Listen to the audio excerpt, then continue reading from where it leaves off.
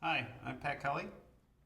Okay, in this group of problems we're asked to find the nth Taylor polynomial for the given function centered around the given value of c. So for us we have the function of 2 over x. We're going to find the third Taylor polynomial centered around x equals 1. That's our c value. All right, a good place to start, I think, is to have the formula, or really the general form of your Taylor polynomial, have that set up and ready to go. And that allows you to see some of the specific things you'll need in order to plug and chug and get the right answer. So my formula for any Taylor polynomial is capital P. For me, it's sub 3 of x equals f of c plus f prime evaluated at c times x minus c plus f double prime c over 2 factorial x minus c parentheses squared plus f triple prime evaluated at c over 3 factorial x minus c cubed. Okay, definitely a pattern to these terms, so it's not too difficult to get these forms figured out. Okay, so now I see what pieces of the puzzle I need. One quick comment I'll throw at you as well is that every time I have a c, which occurs a lot in this equation, mine's going to be the value of 1 that they give me, but you might have a different value of c. It's all you're doing is plugging that in there. What I do see that I need is like an f prime and an f double prime, f triple prime, so we need to do some derivatives. That's why I've left a little bit of space. I'm now going to do some work in terms of finding these derivatives. So this is like x to the negative 1, so minus 2x to the 1 less power.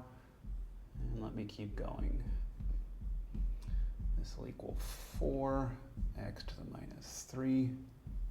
And the third derivative looks like a minus 12x to the minus 4th. Okay, I'm going to do a real quick rewrite of each of these just to make it obvious when I go to evaluate.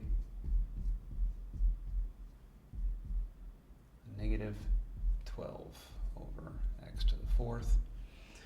I'm thinking to make it obvious when I go to evaluate, because now what I'm looking to find is actually each of these where I'm putting in the specific value of c, which is 1 for me. So even up at the top, I need f of c. So 2 over 1, that's just 2. I need f prime of c. So that's a negative 2 over 1, it's a minus 2. F double prime, looks like that's just 4. F triple prime, that looks like it's just a minus 12. Okay, now I've got these pieces of the puzzle to put into each of those places I've underlined in yellow. So I think I'm getting ready here for a final answer even already. F of c, which is 2, plus, but f prime of c was negative 2, so let's just make that subtraction. 2 parentheses x minus, my value of c is 1, plus f double prime, which is going to be 4, but divided by that 2 factorial, which is 2. 4 divided by 2 is 2. Here's where I'm at in the formula. X minus my value of c, but that's squared, plus, but my f triple prime is a negative, so let's think ahead and make that subtraction. 12 divided by 3 factorial, 3 factorial is 6, so 12 divided by 6 is 2. And here's where I'm at in the formula. X minus my value of c, which is 1, and then cubed. And that's it for me. I'm at the end.